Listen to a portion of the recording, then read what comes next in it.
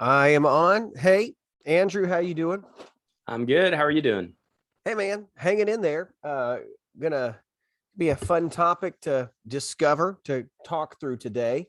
Something that we had tried to pick up last time and just didn't get enough time to do it. But you ready? You ready to I'm get on ready the to do topic? this. So what are we doing? Head coverings too? Is that our titles Head today? coverings. Well, I mean, First Corinthians 11, right? Because I think Yeah. how we left things off is we made it very clear. Like the one thing that's 100% sure from this passage is that God has created us with gender distinctions, and those gender distinctions even have a role within the church. And seen, and what's disputed though is how are those seen. Um, and so I want to deal with that. Like, should there be head coverings? You and I are both pastors. Majority of our Yeah. people, no head coverings. Are we reading it wrong? Are we not? That's a good question. I think you and I need to ask. Are we off? Do we need to tweak it? Are we right on and free to kind of just keep going and disregard the head coverings passage? Yeah. I Probably a think bad way to put it's a that, good. because we're not disregarding, but we're saying we're not doing at least what. I would suggest that about half of our congregants are adhering to the head coverings. Typically the men. Yeah. Oh, you're So, saying so at least half right, because the men aren't wearing hats. No, and there still is a stigma attached to that. Yeah, I mean, You'll, I've been you'll, to churches too where at least you wouldn't have women head coverings, but you'd have the dudes get pretty ticked if a man walked in with a hat. Though right. now you go to a lot of churches too. It's not uncommon for the dude to walk up, even be on the platform with his ball cap on and pray. Right. And again, that even is in a cultural setting inappropriate, I would say. And it just goes to, again, rebellion, I think, undergirds a lot of what we're going to talk about today. But let's go ahead and pray and then just get after it. So let's start with the Lord's Prayer. If you'll join me. Our Father, who art in heaven, hallowed be thy name. Thy kingdom come, thy will be done on earth as it is in heaven. Give us this day our daily bread, and forgive us our trespasses as we forgive those who trespass against us. And lead us not into temptation, but deliver us from evil. And Lord, for thine is the kingdom and the power and the glory forever and ever. Amen. Amen.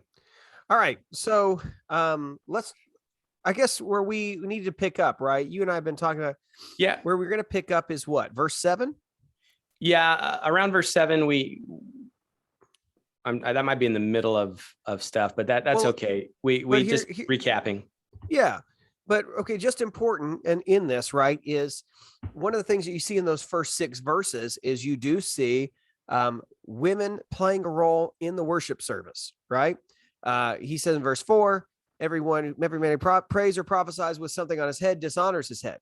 Every woman who prays or prophesies with her head uncovered dishonors her head, since that is the one and the same as having her head shaved. But if a woman doesn't cover her head, she should have her hair cut off. But if it's disgraceful for a woman to have her hair cut off or her head shaved, let her head be covered. So that's where we kind of pick up. My initial question is, by the way, what is disgraceful about head being shaved? In that, because I mean, that my mind initially goes there, right? Is why is that such a, because we live in 2021. There are a lot of people who go shaved. I mean, I remember one of the first times, was it in the 90s? It was like Sinead O'Connor. Demi Moore was one of the first ones to have like the shaved head that I knew about watching the movies. But yeah. Well, I think this would pick up a little bit towards the end where he talks about nature, even telling us that long hair is glorious for a woman. Let's just look at that real quick. Does not nature itself, verse 14, teach you that if a man has long hair, it dishonors him? But if a woman has long hair, it's to her glory. And so it's an assumption that Paul's making that his readers would also agree that a woman with shaved hair is a disgrace. And this may or may not be related to the prostitution question. Yeah. And I think that that's important because, again, the way I think most commentators approach this is, how do we get out of this? This is going to cause us trouble at home, and we don't need that trouble. Yeah. So let's try to make some kind of cultural basis that we can discard at the end. And generally, I think history can be helpful. It can be insightful, but it should not. We shouldn't be dependent upon that in order to, apply the Bible to our lives, because we have both witnessed opportunities and where the history was decided until it wasn't anymore, right? the historical reconstructions continue to change. But yeah, if this is related to temple prostitution or prostitution in general, then so be it. Paul would then be using somewhat of a hyperbolic argument here, saying, kind of like Jesus, cut off your limbs if they cause you to sin, shave your head, but if you think that's bad, then why don't you just cover your head, is what he's saying. And I think what's fun on that is, so I just picked this up off the shelf really quickly. And so Gordon Fee's commentary on Corinthians in the New International Commentary on the New Testament series. And he writes this in the footnotes on that shaved head. He says, in the footnotes, he says, it was commonly suggested that short hair or a shaved head was the mark of Corinthian prostitutes. And he gives the source for that. But there is no contemporary evidence to support this view. It seems to be the case of one scholar's guess becoming a second scholar's footnote and a third scholar's assumption. And so that's important to know, because even just this getting back to the office, driving, I was listening, and one of the big assumptions that's made in all of this too is we're dealing with temple prostitution. The problem is he nowhere mentions temple prostitution. It's a big assumption. It's a backdrop that people force onto the text, but it's not there. So when we are talking about this passage, we do have to keep in mind that we're not dealing with prostitution necessarily. That may not be the right backdrop to do it, and I don't think it's proper to just force that onto the text. Yeah, the whole thing, again, if the text is very difficult to understand, the Protestant hermeneutic is let the clear parts of Scripture interpret the less clear. This isn't that unclear. It's just uncomfortable. And so, I would say that as you read through this, we don't want to put burdens unnecessarily upon our congregants, but we do want to be obedient and teach consistent hermeneutics. And I feel like what we have done with this passage has bled over into other passages, and people are using a very similar hermeneutic, a hermeneutic of escape, of I just have to find any cultural practice that's plausible to lay on top of a text I don't like. And then I can say, well, that was just for them there, and it's not for me here. And we see that all the time when it comes to especially sexual practice. That one's commonly used as, this is why it's okay, because what Paul was really against was temple cult prostitution or temple homosexuality, and not a monogamous homosexual relationship. And that's another imposed view. I mean, there's a whole book on the shelf by Robert Gagnon, who's now at, I think, Houston Baptist. But that's a huge one about just the ancient Near Eastern literature, and what contemporary would have been in Paul's time, and how that's not a genuine or even realistic historical backdrop to put on the text. And yet people do that to get away from and to find a way outside and say, well, Paul was just talking about this. He never said that. You've said that.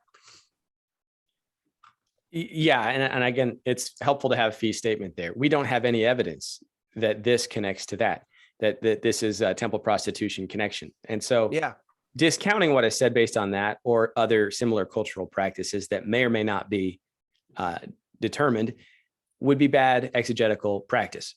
So, what is the thrust? What we know is it's a shame for a woman, according to Paul, to have her head shaved. And akin to that, it's a shame to be in public worship and have your head uncovered. That's what he's saying. Yeah. And we can keep working through it and see.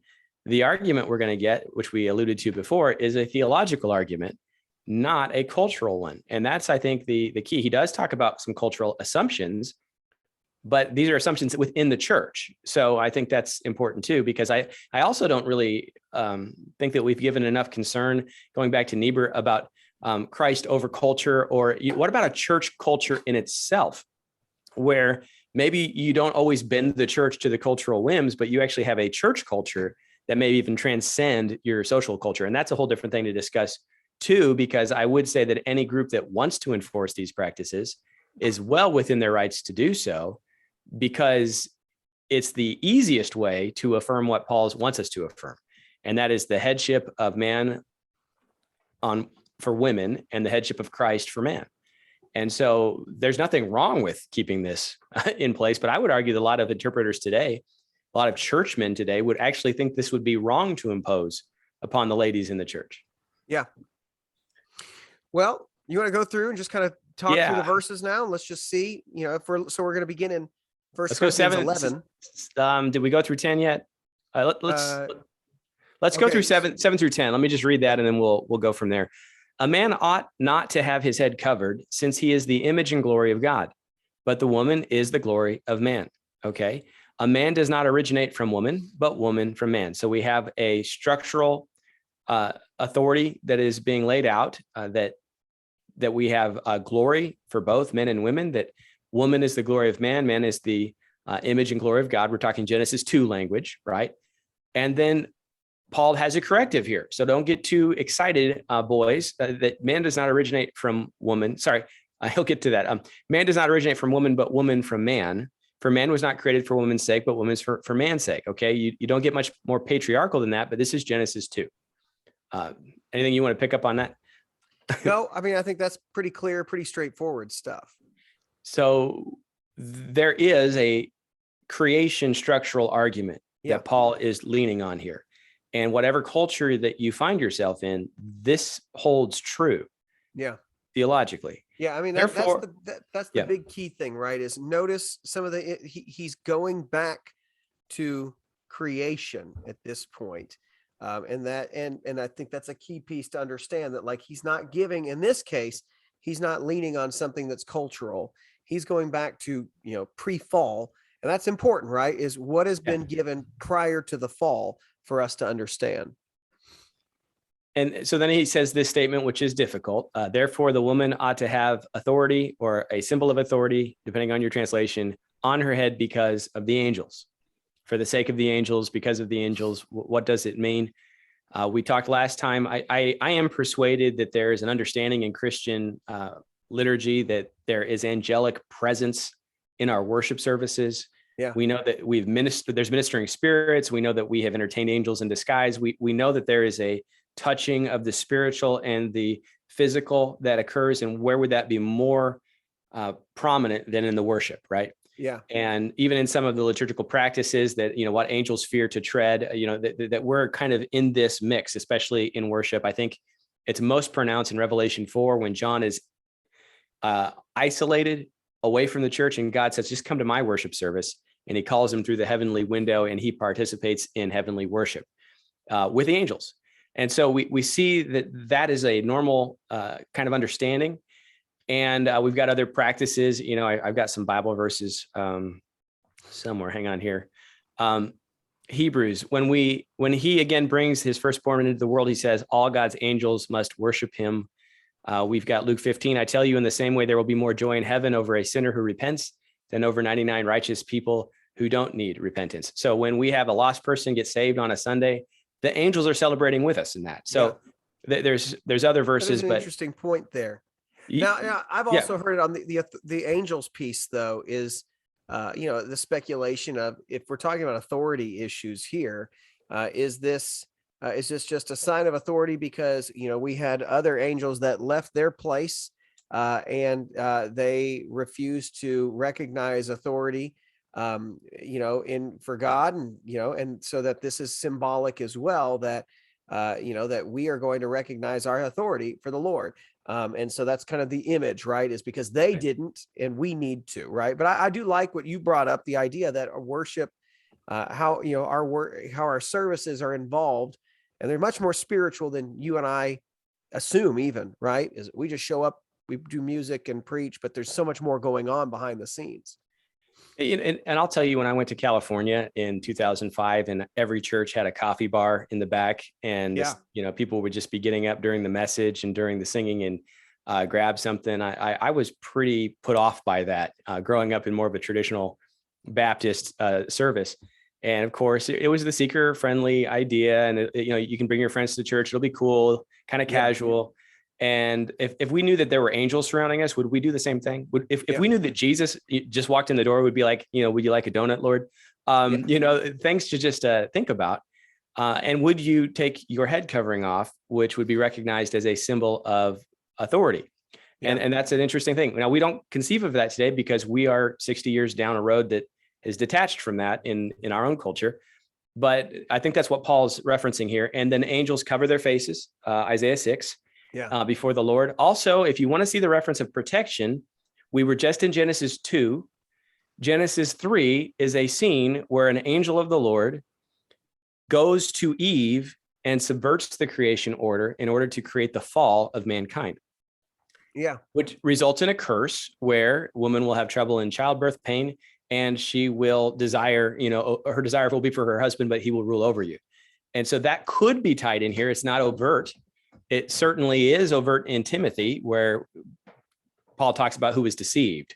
So that could be in his thought logic here, that again, a woman having a symbol of authority here is acknowledging the results of the fall, acknowledging God's creation order, and it could provide protection. Perhaps so there's just not enough here to be definitive on that, but I wouldn't rule that out. I wouldn't necessarily jump to Genesis 6 so much as Genesis 3. Yeah, I think you're absolutely right. I think that's for sure. But I also think that, that this authority also comes with Genesis 2. She is his helper. And I think that's the big thing he's talking about, right? Is the creative order. And I think that combined with what we see about, authority, what we see about how we approach God in worship, as we're talking about being in the context of worship as well. I think that all kind of pieces together that's what we're talking about here. It's a symbol of your respect to the Lord, but that your understanding that this is how God has made us. And in the worship service, he has placed men here for what he's asked for, and that you show a sign that you are not a man, and that God has placed man to do what he called him to do in the worship service, and he's got women to do what he's called them to do. But it's a sign that they are other, that they are not, that they are less, but right. That is a sign. And that's what it comes back to our first video, is gender distinctions. Once again, this hammers this in. It's a sign of distinction, and it's a sign. It's a sign of authority. That in the church, God has placed men to be in leadership authority. And I think that's what definitively can be said so far. Well, and I read something interesting. I don't think it's what's going on here, but it makes you think, that, because it goes back to the Galatians 3 argument that there's no male or female in Christ Jesus. And Jesus said that we won't, be married in heaven, but we'll be like the angels. And so somebody argued that perhaps the women at Corinth were already embracing that equality, lack of gender distinctions, and that Paul is stopping that because there's hierarchy even in heaven that the angels recognize. And so if you're going to be like the angels, cover your heads because they recognize this. Now, that's a pivot point. That verse then pivots back. And so he was talking about the uniqueness of men's roles, and now he is going to humble the men. So verse 11, he says, however, in the Lord, in Christ, there is neither woman independent of man, nor is man independent of a woman. For as a woman originates from the man, Eve from Adam, so also the man has his birth through the woman, and all things originate from God. So don't get all pounding your chest, guys, and say we're better and we're in charge. You are under God just like they are, and you come from a woman. So don't forget your mom, right? Yeah, absolutely. I think it's a good point that he ties back. It's a reminder. This has nothing to do with, and I think we always, whenever you get into this debate, is, distinctions do not mean, a status change before the Lord. It's a distinction. Right. It's a role, a different role, but not a lesser status because you play a different role or have a different job or a different gender before God. So then he says a conclusion to this: judge for yourselves. Is it proper for a woman to pray to God with her head uncovered?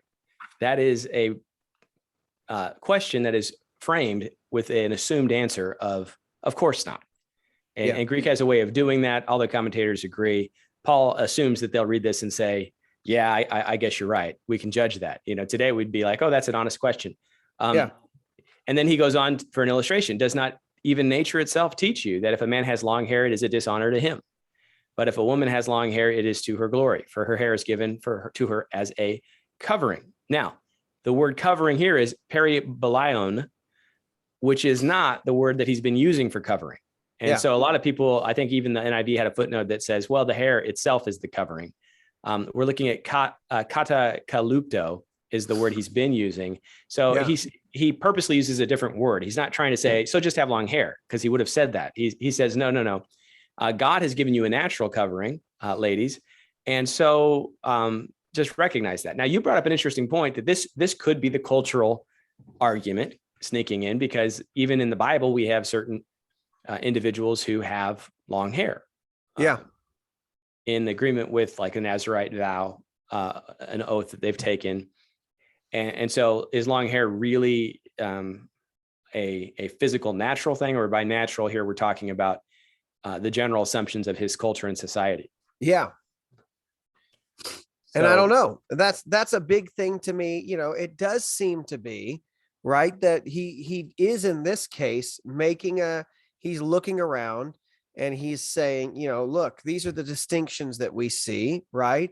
And it doesn't, you know, and I think maybe what he's using, it appears that possibly what he's doing is he's using an illustration to say, you can just look out and see, you know, it's men have short hair, women have long hair, kind of a thing.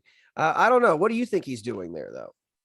Well, I think, again, he's arguing from shared assumptions and then moving to theological conclusions. And so my bigger issue is I'm more concerned with the conclusions than I am with the assumptions. And I know because I think that we've missed something here. And I think we can come back. Let's just finish out the end here.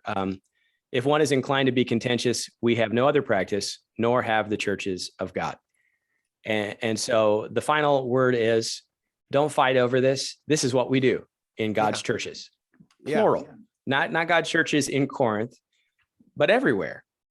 And so I guess the question then is, I think the thrust of the argument is men shouldn't cover their heads at worship and women should. I think that should be a very clear understanding that at least if we were in the first century world and Paul's alive, that every of the churches, the practice would be this. I don't know. Do you disagree or agree with that? I mean, so here's the issue, right? Because I believe that I'm one to say that all of these letters were meant to be circulated. And so other churches ended up with Corinthians, and that's important to know because that's going to mean that when that letter was copied and handed off to the next, they're going to sit and they're going to read the same thing that you and I are reading. And they're going to have to say, okay, now, okay, I get it. And they may not have had in their background the same context that Corinth had, right? So that's something that sticks with me to say, like, okay, if this goes further, now granted, there seems to be a rather shared culture at this time. So could that be one of those things? So, I think everybody kind of knows what he's talking about here. I guess it just comes back down to is maybe here's the better question to ask. Do we have to know necessarily what the specific reason was behind why it would be a disgrace to have one's head shaved or to have long hair or short hair? Do we have to know the context in order to understand, how that should relate to us today? Because here's, I guess what I'm trying to say is, like, okay, so most people just say, okay, this is dealing with temple prostitutes. And what Paul is simply saying is don't look like a prostitute, right? Distinguish yourself from looking like a temple prostitute. And so what I think it's clear to say is distinguish yourself and make sure that it's clear that this is how you show this in the church. I don't think you need, this passage makes sense. Can only make sense with the temple prostitute background or with knowing that. I think it's pretty clear that he's getting at is gender distinctions, symbols of authority, and order within his church. So I guess what I come down to, though, is here's the thing. Is the form of head coverings essential, or is there another form that might fit for today? And that's what we need to get down to, right? Is what is symbolized by authority on the head. Is there a different symbol maybe today that might be, more show that? And that's the way. And when I took hermeneutics in seminary, that the common view was that in our culture today, putting a head covering on isn't going to communicate this to the worshipers. Yeah. We don't have this practice. So the principle at work is we ought to have something. And this is where I think what we do have falls short, though, because it limits the relationship to husband and wife here, which some commentators do. But it's not clear that this is just husband and wife language. This seems to be women and men. Now, just to clarify really quickly, the reason why they do that, right, is correct, is because the same word, is it like it is in Hebrew for the most part, wife and woman are the same word. Right, gune and air. So it could be taken to be that way, and Paul doesn't. But Paul doesn't seem to distinguish that he's just referring to husbands and wives here. Yeah. And I've read a few commentaries, but that is a sticking point that so if you isolate it to married people, what you're still looking for, though, is a symbol that says my authority is my husband, or my authority is the man that I'm in care to, and that the men have the same type of symbol or something that points to Christ being the head and me being the head of that family. Because, by the way, by messing this up, we also take responsibility away from men. And, it was Al Mohler was talking about, preaching, and he makes a good point. Just it's anecdotal, but he says, from my experience, what I've seen is that when women take things off of men's plates, men tend to be happy to give those things up.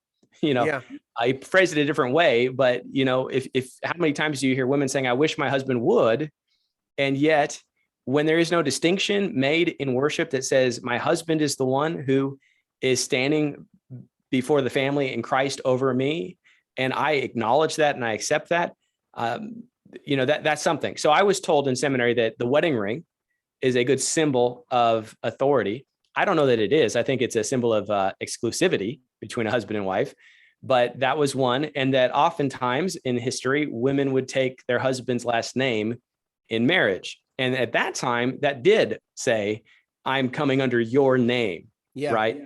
Yeah. But I've noticed today that a lot of couples aren't even getting wedding rings, and a lot of women aren't taking their husband's last name. Yeah. And the reason they aren't for the name is they don't want to give up their name. They don't want to lose their identity. They don't want to be subsumed under their husband. It actually is for the very reason that we used to do it, that people rebel against it. So I would argue that one is deficient, because I don't think historical argument is against that this is not just wives and husbands. I think that the forms that we've substituted for this are deficient because they do not provide an instruction that the men have a responsibility here as well. Yeah, and this is a visual symbol, I think, in the church too, right? Yeah. It's a visual symbol of gender distinctions. It's also a visual symbol of authority within the church, and we don't have that. We don't have a modern day substitute. Everybody will say this is a cultural, and if it's a cultural thing, then still, what is the piece? What do we do to show that? And I think that's what you have to wrestle with, right? I think if we're going to do this right, we have to either take it for what it says and say, okay, let's try this. Or we have to really say, we don't understand. We believe that this is some sort of a cultural piece. We have to find a distinction or a symbol or something to show still what was being said by this passage. And I was teaching a hermeneutics class. I had some African-American ladies in there, and they were saying, we can't really grow long hair. Did Paul have in mind Africans? And I said, well, the church did spread to Africa. It wasn't unknown, but he seems to anticipate that, because you don't have to be able to grow long hair. You just have to have a covering. So it's like, it's such a good form. Why discard it? Yeah. And if we have modern forms that are failing to communicate both truths, men's role as head of the ladies that are under their charge, and women's recognition of the men, either in my mind, father, son, husband, and maybe brother, depending on who's living, recognizing that they stand between Christ and me to represent us. if not that a woman can't pray or prophesy direct, the whole point is she can, but she has to acknowledge this authority structure. Exactly. So She's that we playing can, a role. We already saw that in the first 6 verses. She's playing a role in the worship service. right. However, it must be clear, right? And I think that's something that, by the way, that might solve. I mean, that seems to solve some of the issues that we have even in Baptist circles, right? Which is ordination and what titles mean and things like that. And I think, some of that stuff could be pretty cleared up visually too, right? Of no, I recognize whatever you might want to call me. Here's my symbol, that I show that I am under the authority of the men that God has placed in the church, and they are under the authority of God. And so, I mean, that would maybe clear up even some of that too. And the reality is this was a universal practice in the church until the second wave feminism hit. And so prior to the 1960s, Protestant churches, Catholic churches, Orthodox churches, for the most part, affirm this practice. I asked my dad, and he would tell me about when he was a kid, all the ladies wore hats to church or had head coverings. And I remember the 60s was revolutionary. Why? Because a lot of young men were growing long hair, and all the songs talking about out of the way long hair and all that kind of stuff. It was a rebellion against tradition that took place, and men were doing it, women were doing it, and we've inherited an inheritance of rebellion. And so that is something Catholic canon law didn't change on this till 1983. This was standard practice, even though people had started to give it up. And so to just try to say that this was some kind of obscure thing that's no big deal today is trying to put our heads in the sand and ignore our own very recent history. Yeah. And I think that there's problems there. What's happened between gender distinctions in the church over the last 60 years? Maybe it's because we're not affirming the principles laid out by the apostle. Yeah. So I have one quote too. Yeah. Where do you go from here?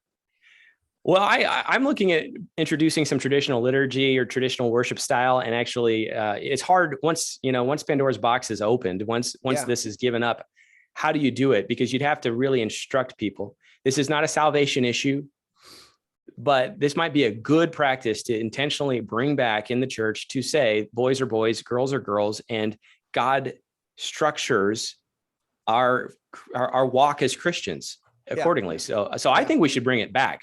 I don't know how to get there. I think it's going to take, to do it. It's going to take, you have to have conviction on this too, right? That's going to be the hard part, is people have to have conviction. And that being said, is there are major disagreements over this passage with other people, and that's okay.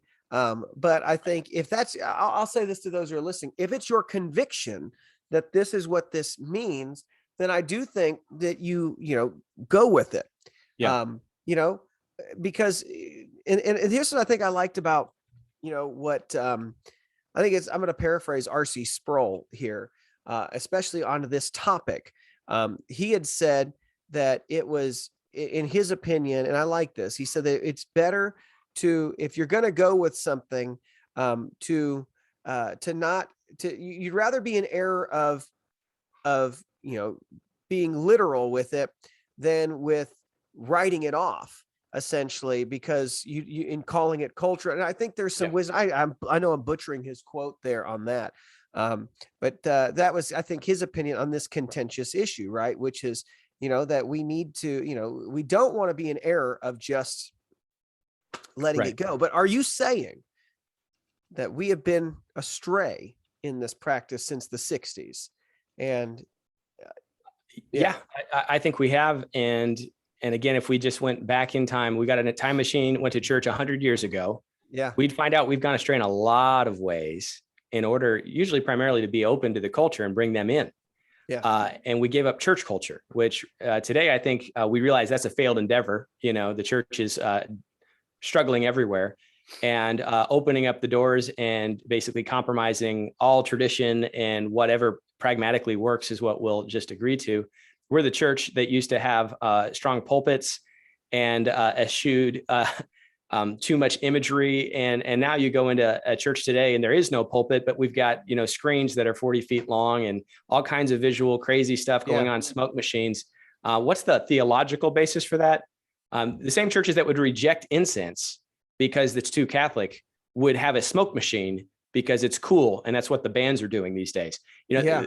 We're so backwards that it's lost a lot. So yeah, I think we've given up a good biblical practice, and we have not substituted the appropriate substitutions.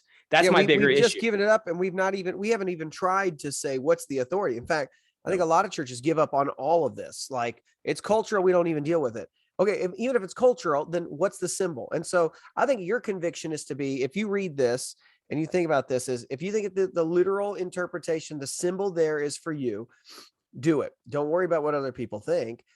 If you think, look, there's some sort of symbol, but I need to figure out in my life, how do I recognize this? How do I do that? I mean, you've got to be faithful to that. That's right. At least what the text is saying. Yeah, I think,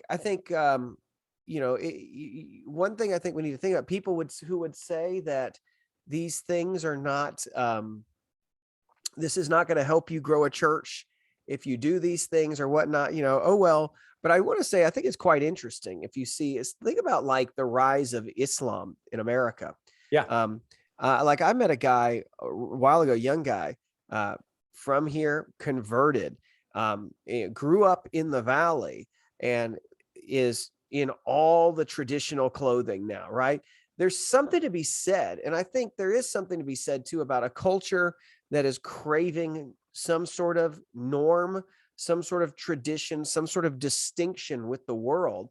And for the most part, for at least for a while, the church has said, we have no distinctions with the world. It is, we are the same. We dress the same. We do the same. There's no difference between us and you, except we have a party on Sunday. And right. Yeah, I remember the banners that you see, or the big signs you see driving down to where you're at, from the, what is it now called, the Bridge Church? It used to be the Cool Church, right? And it was like, are you bored, looking for something fun to do? Come to the Cool Church on Sunday. And I'm thinking, if I'm bored, I'm going to find something better to do than go to your church. But and I think the younger generation, we've already seen this with the emergent church trying to bring in practices. There was a level of popularity that the younger generation is seeking an older, more mystical faith that is less 1990. It's less purpose-driven church. It's more like, should architecture point me to Jesus? Should everything be thoughtful in here? Maybe we shouldn't be playing ball tag in the sanctuary, once we're done. That kind of stuff, it is something people are struggling with and thinking through. I don't want to get too ritualistic, because I think the rebellion against that is what brought us to where we are. But we just need to be saying, Lord, whatever you have given us, we are going to seek to obey. And then to the best of our knowledge. I would also say that you could consider, as a pastor or a leader, if you want to bring this back, is just requiring those that are either performing or leading worship or visible to adopt this and say, okay, we've got a lady who's our pianist, and we want her to wear a head covering. And any men on stage, you're going to take that off. I'm not going to yell at the visitor, right? But I do think we could start, cascading this down to kind of say that this is where we stand, and you could explain it. I haven't made that move yet because there's just too many things to address. But Paul could have overlooked this, and he dedicates a whole big section to this, and it was important. And is this as important to us as it is to the apostle? No. Now, I wanted to kind of end with this. This is Tertullian, about 180 AD, so pretty early, and he's addressing the question because it's come up again. And he says, I pray you be mother or sister or virgin daughter. Let me address you according to the names proper for your years. Veil your head. If a mother, for your son's sake. If a sister, for your brethren's sake. If a daughter, for your father's sake.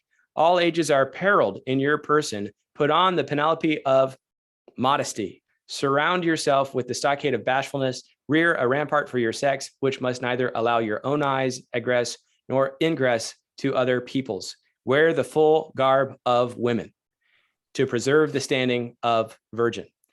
And then he keeps going on. But he says clearly within 100 years, this is what we do. And this is not just for husbands and wives. This is for all women. And then, of course, he might be importing some sort of, again, a cultural idea that if women are seen, that there's some sort of attraction going on. But that is a Middle Eastern deal. I don't know that Paul's arguing from that point. But we know, again, this is not some obscure practice that died out and we're trying to revive it. No, this is a common practice. It's still held today by the Orthodox. It's still held by the Catholic Byzantines and the Mass for the Ages, the Latin Mass. They still do this. It's really modern Christianity that has written this one off. I think this is an interesting discussion. I think it is. It's one of the things that, we need to think through. How do we do this, and how do we really play this out? One thing I do think it'd be interesting to look at is, why is it in Judaism, when you pray as a man, you cover your head? What's the deal with the flip on that? But not for now. But I think this is a good discussion. I think it's something that, you should, as a family, I think you should read through this together and figure out, what do we believe? Where are we at on this? And begin like that too. Begin in your own family to say, this is why we do this. This is what we believe, and have your convictions. But I don't think we should just poo-poo this.